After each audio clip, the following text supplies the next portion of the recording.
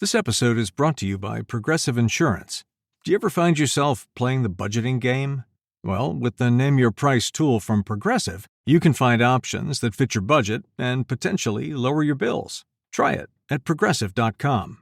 Progressive Casualty Insurance Company and Affiliates. Price and coverage match limited by state law. Not available in all states. If your fashion wish list lives rent-free in your brain, you need to be on Poshmark. With Poshmark, you're shopping millions of listings from thousands of closets, each curated by someone with their own style. Vintage finds, designer pieces, and everyday staples all in one place. Search for your favorites or let the discovery come to you. Poshmark makes it easy to find what you actually want to wear at prices that feel like a quiet win. Download the Poshmark app today and use code PODCAST10 when you sign up to get $10 off your first purchase. A Swift Kick in the Ass, episode 89. All big changes start with a swift kick in the ass. Join the journey of lifelong friends, John Curren and Tom Stewart, as they make conventional thought, bend over and take a boot to the keister. Warning, listeners may notice a force equal to or greater than needed to get your ass moving. A swift kick in the ass, living life on your terms. Welcome, I'm Tom Stewart. I'm joined with my lifelong childhood friend, John Curren. Today's episode, Why Mom Was Right About Gratitude. Welcome to the show, John. Hey, Tom. Thank you. It's good to hear your voice and to see your face. You know, we try to have a green content on Swift Kick in the Ass, meaning we don't like to really time this with the seasons. But as we near the end of the year, we are thinking a lot about how thankful we are, and we're grateful for all that we have around this time of the year, and hopefully our fans are also grateful. And I think it's a great time to start looking at your life and thinking really about what we're grateful for and why we're grateful. But before we get into that, there is a big difference between being grateful about something and being thankful. With Thanksgiving coming up, we know through our history books that the first Thanksgiving was with the Pilgrims, right? Or I guess that's what we consider here in the States. But being thankful is really relief that something unpleasant or dangerous did not occur. And if you think about the first Thanksgiving, wasn't that the truth? The Pilgrims had survived, they were in a new place, and there was a lot of disease and starvation and a lot of hardship placed on the Pilgrims at the time. And I'm sure that they did really feel a lot of relief. Because there were a lot of, that they made it through. They made it through a lot of unpleasantness and a lot of danger. But today, what we're really talking about is gratefulness. And when we're grateful, it really means that we're grateful to people. And maybe they did us a favor, or they were kind to us. And Mom was right. When we're grateful to people, sometimes there are strings attached. John, I'm grateful. I just spent a very nice staycation with my wife, Jennifer. We spent some time together. It was my 50th birthday a couple months ago, and we didn't get the time to go away because at the time we went camping with family. And I really had just wanted to get away with her and spend some quality time. It had been probably 10 years. I think we had a trip to Jamaica 10 years ago that we actually spent time together with no kids, no one else involved, no worries. So we did that. We went to a local hotel that was very nice on the beach, and spent a lot of time. And it gives you that time to be grateful. And me and John have been talking personally about Stoic philosophy. And I think I was listening to an interview with Ryan Holiday today, and he's famous for, some of his Stoic beliefs. And he was talking about gratitude, John, and just coincidentally, he was saying how important it is not to only be thankful and say, thankful for things, you're thanking God for certain things in your life or whatever. But if you're thankful for someone, he said it's very important to go show them that you're thankful. Yes. Do something for them to express the gratitude, and it will cement it down, and then you'll really be grateful, and it will show, and your heart will know that it's showing. Yeah, I wanted to go back and touch upon one point when you said that you were thankful for your wife, and how I had mentioned that there's sometimes strings attached. There's a law of reciprocation that exists, and what that is basically is that typically when someone does something nice, they expect something nicer done for them in return. Not saying that's right, but I think it's kind of funny, Tom, that when you went away with your wife and you're thankful for that, and there were strings attached to that thankfulness, wasn't there? Because once you got back from the beach, you had to start working your honey-do list, putting up the shades. Yeah, that wasn't really tied with it wasn't tied with the No, I know staycation. That was the other day of gratefulness, which is Thanksgiving is coming up, and we have all our family coming over. So yes, the blinds that weren't working in the front had to be taken down and replaced. The blinds that were in my son's room that were broken, yeah, they had to be replaced. The yard had to be cut, which she did. Always something. Yep. The laundry had to be put away. I mean, there was a lot of things to do. The homework had to be checked. I mean, a lot of things that had to be taken care of just to get back into swing of things, and also to get ready for our big Thanksgiving feast. Yeah, and when I was talking about the strings, I was not saying the strings that your wife put on you. I think those strings just went along with the circumstance that you're in. So both you and your wife were able to get away, and I think that's wonderful. But there was also a price to pay, and that price that you paid was all the long list of things that you had to do to prepare for the holidays coming up. Well, it's funny that you mentioned strings, because talking about the Stoic tradition, I know you had picked up a copy, and so did I, of Meditations from Marcus Aurelius, who was the last of the 5 good emperors of Rome. And he made this book called Meditations, and he didn't create it to be a book. It was his personal journal. It's just that, one of his followers or one of his, servants had found these papers and probably either auctioned them off or traded them or what have you, because he knew that, this is worth something. This is the wisdom of the emperor. And it turned out to be one of the most famous and supposedly one of the most complete forms of philosophy that we have. And, yes. Go ahead. Yeah, I was just going to say that Stoic philosophy, it goes all the way back to the Roman Empire around the time of 300 BC. So this was actually before Christianity. And at that time, Christianity was actually seen as a cult, as well as Bachiism and hedonism and all these other kind of groups. It was a way of thinking, a way of life that many of the Roman elite and the well-educated and the well-off lived their life.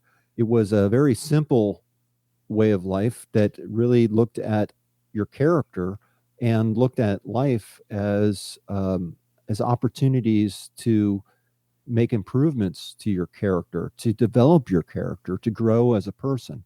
And John, probably to sum it up, I know it's a lot more involved in this, but one of the main things that they like to say is there's things you can control and there's things you can't. So the things you can't, you let them go, because there's nothing you can do about it. So if someone cuts you off in traffic, let it go, because it just is. Now, if it's something that you can control, then you can get upset about yourself, but you can change and work on it and improve it. But if it's something that's outside of your control, there's no use getting mad at it. Yeah, in this episode isn't actually really about a background on Stoic philosophy, but you'll be hearing more about about it in future episodes. It's really interesting, and I think it really aligns very closely with creating personal and positive change in your life. And I think that it's not really a far cry from what our followers and what we think and how we live our lives. It's just amazing. So to now me. with this big lead up, that was just basically give you backstory on what I was about to say about the strings when you're talking Okay. about strings attached. Yep. Marcus Aurelius happens in his book, The Meditations. In there, he talks about gratitude, and basically to sum it up, I'm not going to read it word for word, but he says there's 3 different types of people. The first person is that person with the strings attached. They give you something expecting something in return. The second person is the guy that gives you something hoping that maybe something in the future, or you're in his debt, like, all right, I'll do this for you, but you owe me one, right? The third guy, which he says is what everyone should aspire to be, is the one that gives with no thought of anything in return. He was equating it to like bees making honey and, all different animals. But he was saying that, if you do something for someone and don't expect anything in return, that we as a whole, it will eventually come back to you, because the Stoics believe that everything's connected, and eventually, something good's going to come back and come out of that. Yeah, and it's not really going out of your way to be nice. It's just from a Stoic perspective, it's what you feel right in doing. It's actually following your own nature, I really think, and developing that within yourself to say, you know what, I really want to be kind. I really want to be gentle. I want to help this person. I want to help this group. I want to do something positive and something good, not expecting to have that reciprocated back or to get something out of it, for that particular act, or you're not doing it for ulterior motives. You're doing it because you feel that it's important.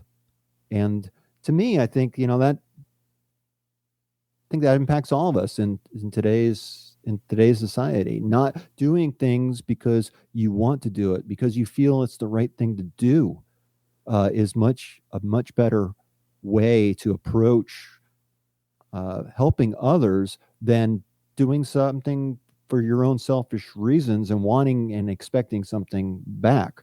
And people recognize that, John, and not only people, but children.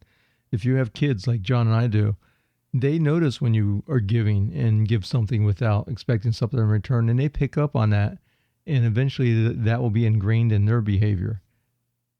Yeah, that's right. So one of the takeaways from today's episode is for us and our followers, our fans, our listeners, to think about people in your life that have impacted you, that have helped make you into the person that you are today. And that could be actually good or bad. I mean, let's just face it. Sometimes we do learn what not to do from people as much as we learn what to do. My dad was a great man. I loved my dad with all my heart. And I learned much more of what to do from him than what not to do. But I'd be lying if I said that that's all I learned is what to do from my father. I learned a lot of what not to do from my dad as well. I think there's 2 sides to that, and we all benefit by recognizing that, hey, you know what, we're not perfect, and what is given to us actually has a expiration date on it. We don't know when things are going to come in and out of our life. So as you're thinking about the people who have influenced you and made you into who you are, take action. Talk to those people if you can. And, that's my suggestion, is take this conversation to the people that you love and care about and let them know how they have impacted you. Hopefully in a good way. And you're not saying, yeah, you know what? I learned not to do that from you, buddy. That might not fall very well, but I've learned something from your father that I shouldn't do, John. Drive around in a convertible with a martini and honk at young girls as you're driving down the street. Because I remember your dad doing that. Really? Yeah. I don't remember that, but I am not doubting it. I mean, it was a much different age Yeah, it was. back then. I have to constantly remind my kids to say, you know what? When I learned how to drive, seatbelts weren't even around, really. I mean, they were there, but no one used them, and you certainly were not required to use your seatbelts. We had those bench seats where you would kind of slide across the car. Oh, I can remember. I remember vividly me and you when we were little kids playing in the back of my mom's station wagon. Oh, yeah. Driving down the street with no seatbelts on. Back by the rumble seat, and making faces at the car behind us. Not shooting moons when we're that clever yet, but that came later. Yeah, but going back to the suggestion, I think by recognizing how different people have shaped your life, whether it be good or bad, I think that is a step forward to really finding happiness, because it's recognizing who you are as a person and what made you that way. And by sharing that with others, I know that I've done this in the past. I mean, way before I ever even read about Stoic philosophy, but I have told people and thanked them for what they've given me. And most of the times, and I'd be curious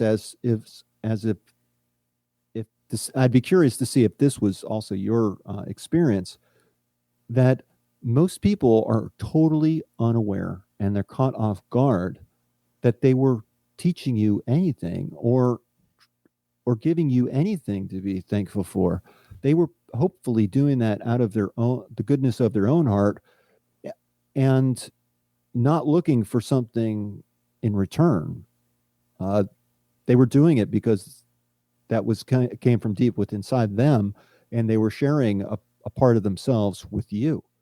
And that's what I'm asking all of you to do as well, is to share yourself with others and let them know how they have influenced you, and be thankful, and not actually thankful because, again, that's relief that something unpleasant or dangerous didn't occur.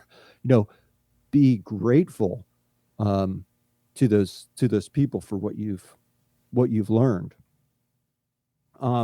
We all think, especially with parents, our parents give us so much throughout our lives. Most parents do, at least. And they sacrifice and they give and they care for us and they nurture us. And one day they're going to be gone. And one day we're going to be gone. And we don't know when that will be. We can't control that, but we know it's inevitable. Make sure that you tell the people that you love and care about how you feel and what you think, because you may not have a chance to do that later on. Yeah, and what we give to others, it's far more valuable than what we might take for ourselves. John and I, before the episode, we were talking about, I had just gone through living in South Florida, Hurricane Irma, and FEMA came down, and FEMA gave assistance to the people that were struggling by offering like $1,400 reimbursement if you lost perishable foods from your power being out and so what have you. However, when FEMA came, they would fill up these football stadiums, John, with thousands and thousands of people waiting in line for this assistance. However, when I saw the news reports of them, a lot of them were hanging out and joking, and there was people there that didn't need assistance. They were going to take the free handout as an advantage. And meanwhile, there's places like Puerto Rico that do need the handout and they're not getting them. So one thing that happens is if someone is giving you something, don't take advantage of it. Don't take more than is necessary. And just because you can get it for free doesn't mean you should take it. Yeah, no, that's, I agree. One of the reasons why I think the Stoic philosophy is so interesting to me is because, and I've heard this before. I've thought of this before. You know, if you look at history, we recognize that the Roman Empire was huge, um, and it was very prosperous, and it's one of the great civilizations, right, of ancient times. But the Roman Empire fell, and during that time, there was there was the rule of the people who really had the power, because the power of the people took down the Roman Senate and such. But the Roman Senate had the authority over the people. And when they talked about authority, they thought of authority as the prudent use of power. Well, in the Senate's eyes, the Roman Senate's eyes, the prudent use of power was to keep the population happy, keep food on their tables, keep them entertained, keep them preoccupied with things that are maybe not as important, such as entertainment. We all know about the Colosseum and about the circuses back in Roman times, whereas there were fights to the death in the Roman Colosseums. There were people that were, put in the same ring as wild animals, lions, and ripped to shreds, and in front of crowds, and the crowds would just go, the gladiators, the fighting to the death. It was that was done on purpose to keep people really fat and happy, so that they really would not try to upsert the power of the government. And I have to say, I wonder sometimes if we aren't closer to that in modern day society, than we think. I don't know if we really learned the lessons from the Roman Empire, because I see a lot of it now. Look at all the quote unquote reality TV that's going on. It's it's to keep people entertained. It's to keep people from really thinking about life. It's society is pushing that we work all day. We work all of our lives, and we slave and we toil, and suffering is going to be part of life. That's something that we can't necessarily control. But through the suffering, through the obstacles that we face in life, we grow as people, and when we address the obstacles, when we develop the strength and the wisdom and the knowledge to overcome whatever obstacles are faced our way, the suffering is replaced with our own development and our own changes in our life. And I it's think, funny that you talk about Gladiator, John, because I was thinking of that movie with Russell Crowe, and Marcus Aurelius made a small appearance in there. I think it was his son who was the next emperor. But wasn't a very good emperor, and he's the one that's featured in that Gladiator movie where he's given a thumbs up and thumbs down to kill people. And yeah, it's very interesting to me. But I think I just mention it because I'd like people to think about their lives and how they can make them better. That's why we have the Swift Kick in the Ass. That's why we do this show. We recognize that the struggle is inevitable. And I was thinking about this yesterday, and that, the struggle, the battles that we face are inevitable. But where the choice comes in is where we fight. We choose our battles. We choose where we fight. If we and that's what a lot of people, I think, struggle with, is maybe we're fighting the wrong fight. So it's not until we sit back and we look at what we're fighting for and why we're fighting for it, that we actually can gain clarity through that process to determine, is this a fight we can win, or what am I going to lose if I don't win this fight? Thinking and asking yourself these type of questions can really help you move forward in life. It's oftentimes the obstacle becomes the way to move forward. And I think that we have forgotten that in today's modern society. We as human beings, we adapt to our circumstances, and this also ties into being grateful for what we have, because we get used to the pleasurable things in life that we enjoy, and oftentimes we often forget that the universe can take those things away from us in a New York minute. They're not going to last forever, but somehow we get it in our heads that all the good things in our life are permanent, and they're not. So be grateful for what we have now, and enjoy it while you have it, because you're not always going to have it. Life is going to that's change. being aware of the present moment, John, and where you are, and not worrying about the future, not worrying about the past.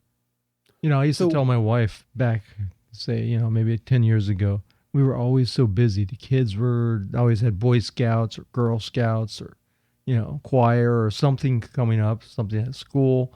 Right. And we'd go in, the dogs would be crazy. They'd be jumping all over us to make it a mess. And I would tell my wife back then, I would say, this is our life. This is the years we're going to look back on. Right now it seems confusing and chaotic, but if we don't live in the present moment and take a moment to appreciate what we have here, we're going to forget about that, and it's going to be gone in a blink of an eye. And I still remember that day, because that was what I see as that was when my family was flourishing, because they were young and kids. Now my kids are grown up, so we don't get that.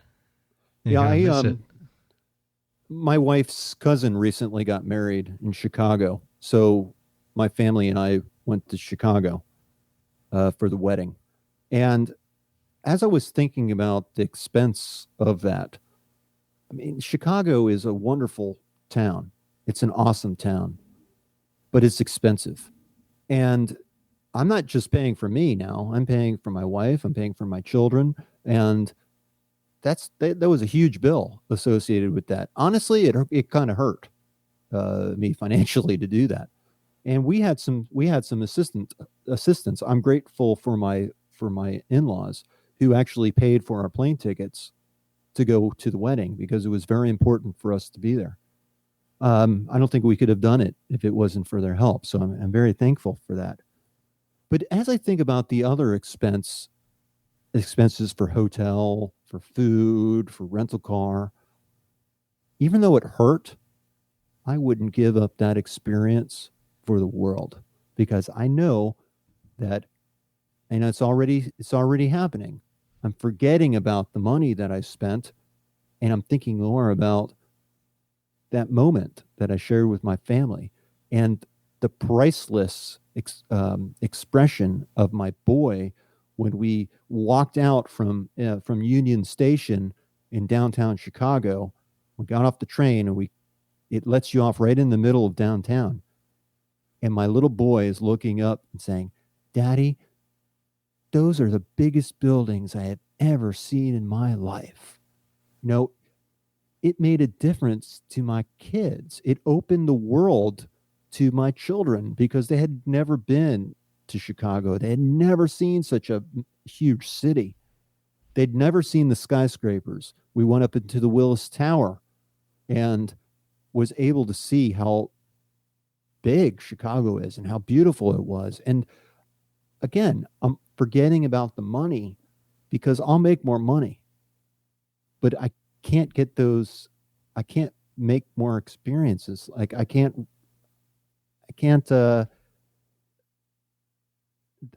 bring that back. John, I don't know about you, but I don't plan on dying broke and penniless, right?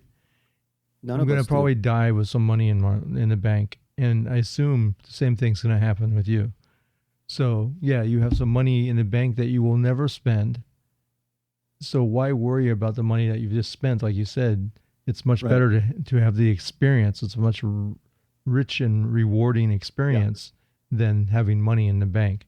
And like I said, you're going to die with money in the bank, and you're never going to be able to take it with you. So Yeah, it's the no big material deal. things. Yeah.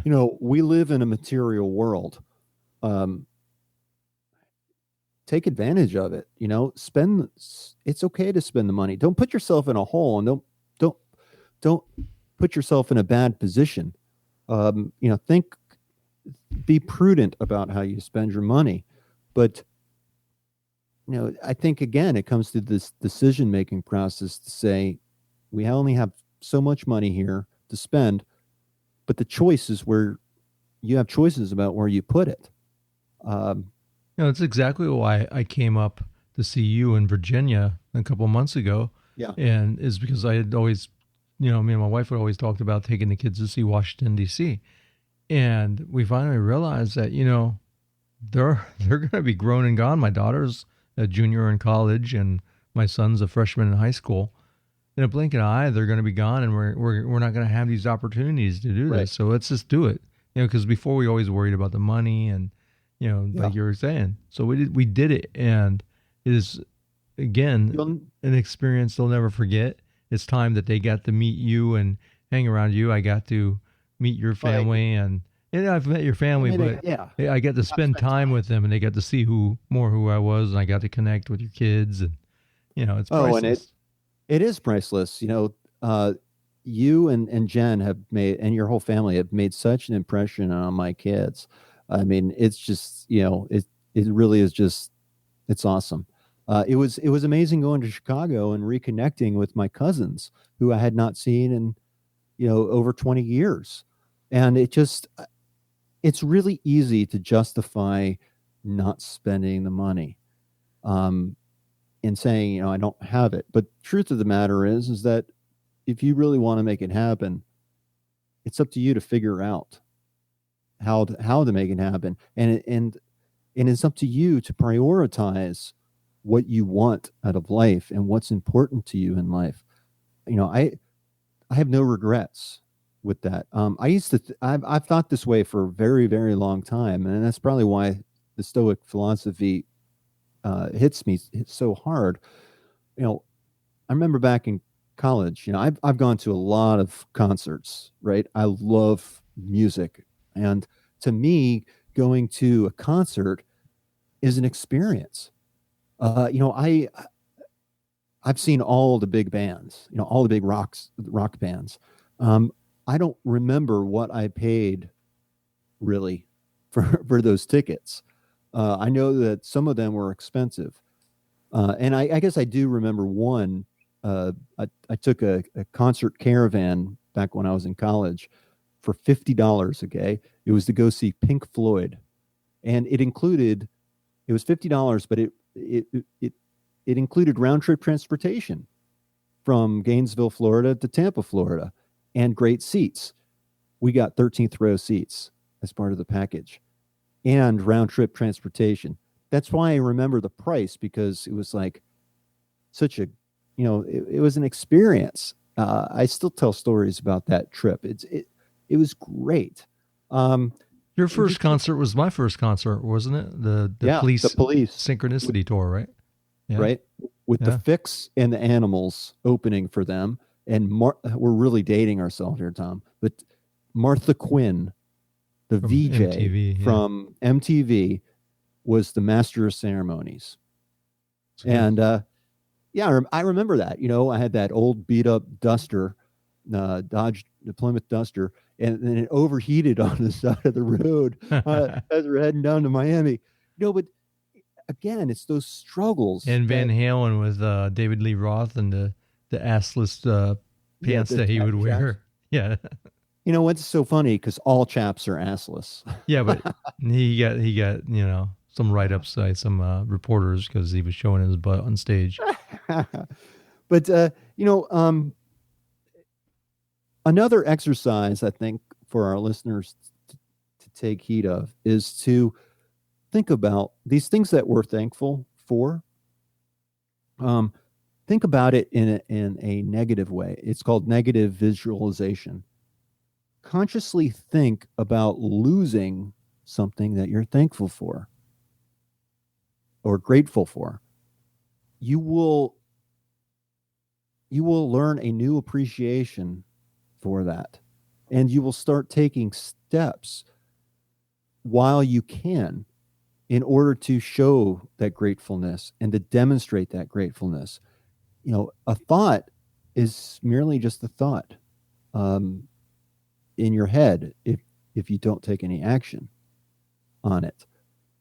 And this needs to get out of your head and into the real world. So that's your kind of your homework lesson for this episode, is to consciously think about the loss of something that you value, and you're going to value it a lot more after doing that. And did we answer the question why Mom was right about gratitude? Because what I can think of is my mother used to always give me the eat all your food, because there's starving kids in Ethiopia, right, or China. Yeah, and we'd say, well, send it to them, though, because I'm not eating that. And the dog won't. It's so bad, Mom, the dog won't even eat it. I hope she doesn't listen to this episode. Yeah, no, Mom did, both of our mothers, and your mom included, as far as my life, your mom had a big impact on me as well, on how I view the world. And both of our mothers, I think, had a great impact on both of us and how we view the world and who we are as people. And it was from the time that they spent with us. I mean, your mom, gosh, talk about a taxi driver. She took us all these different places and so many fun experiences because your mom took the time to take us there. I remember this one thing. I don't know if you remember it, and it was no special occasion, but there was a new business, and this was back in the 70s, and it was a robotic ice cream shop, which, or maybe it was like an automated ice cream shop. I just remember the storefront. There was no counter. It was just like a wall, and you push buttons or something to put in the order, and then it was delivered through a window. And there were people in the back doing the work, but they made it seem like really space age and what was the name of that robot, like Lost in Space? Toby. Toby the robot. So it was kind of it Toby or no? Toby was from the Sunday Funnies. It was kind of like the same kind of. But the one used to run around, Will Rogers or whatever. Will Robinson. Will Robinson. That's it. It was kind of 70s space age. So kind of cheesy, kind of kooky, but it was fun. I always remember that. And for people that don't understand what the Sunday Funnies was, because it was local. Basically what they used to do, and it was kind of ingenious. I told my daughter she should have done this on YouTube. It'd be a great thing. So if anyone wants it, you can steal my idea. But they read the comics, the Sunday Funnies, to children. That was it. It was kind of like, like Captain Kangaroo or something. But they would sit there and read the funnies, and it was the local weatherman for our Channel 7 that we had down here. And they had a robot, and he was just like the sidekick. His name was Toby. He looked like a garbage can. Don't you know I had that guy, Wayne Chandler was his name. Yeah. I think it was his name. He was the weatherman. He had gotten into a severe accident and became crippled, really. And I had him as a college professor at Florida International University, and for one of my broadcasting classes. And I was like, oh my God, that's the guy from Sunday Funnies. It was awesome. But he almost put you to sleep every time he read it, because he had that smooth, calm voice, and he was like, this is the guy I grew up with. It's kind of cool.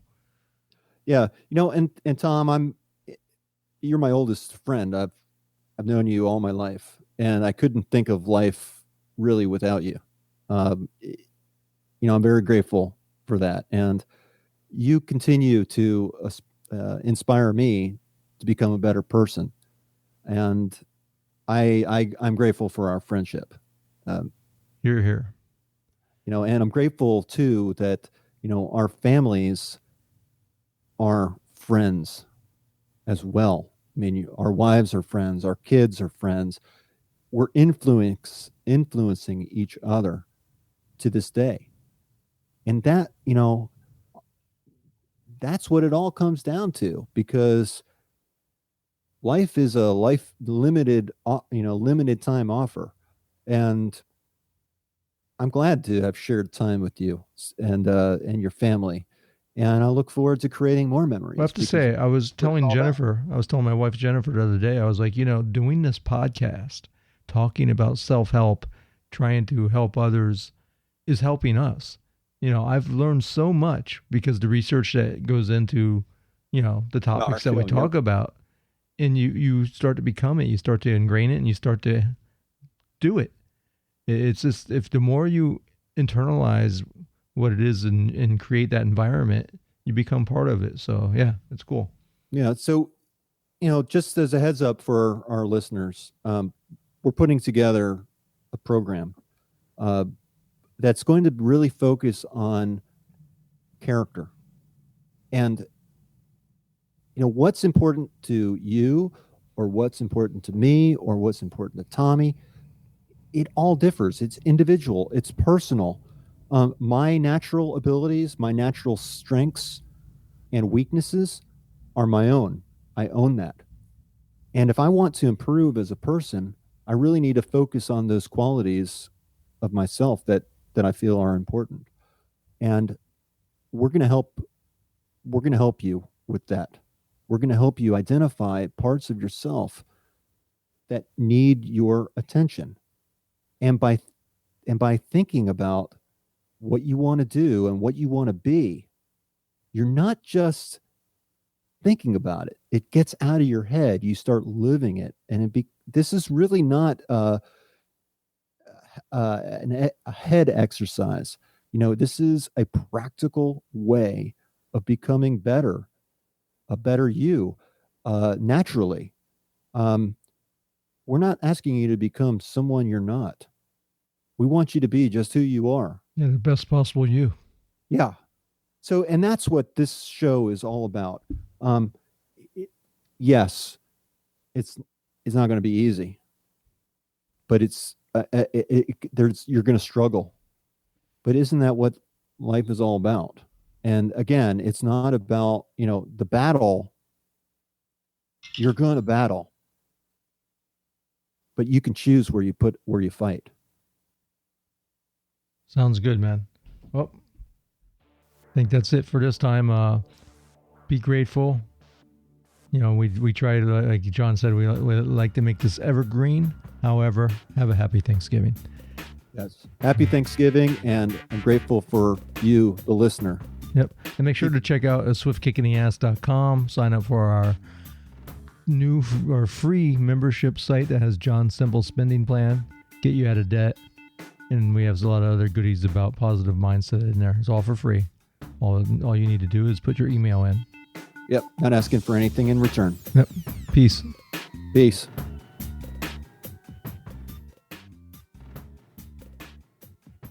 If your fashion wish list lives rent-free in your brain, you need to be on Poshmark. With Poshmark, you're shopping millions of listings from thousands of closets, each curated by someone with their own style. Vintage finds, designer pieces, and everyday staples all in one place. Search for your favorites or let the discovery come to you. Poshmark makes it easy to find what you actually want to wear at prices that feel like a quiet win. Download the Poshmark app today and use code PODCAST10 when you sign up to get $10 off your first purchase.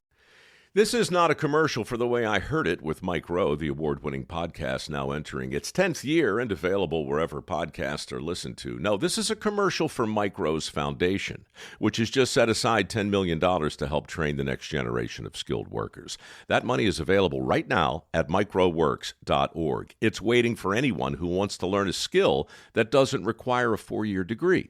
Electricians, plumbers, linemen, welders, shipbuilders, HVAC techs. America is desperate for men and women with skills they don't teach in universities. And the MicroWorks Foundation is committed to helping train America's workforce for hundreds of thousands of AI-proof 6-figure jobs just waiting to be filled. Apply today for a work ethic scholarship at microworks.org or support our efforts with a donation of any size. We're closing America's skills gap one job at a time, and we could use your help at microworks.org, MIKEROWE works.org.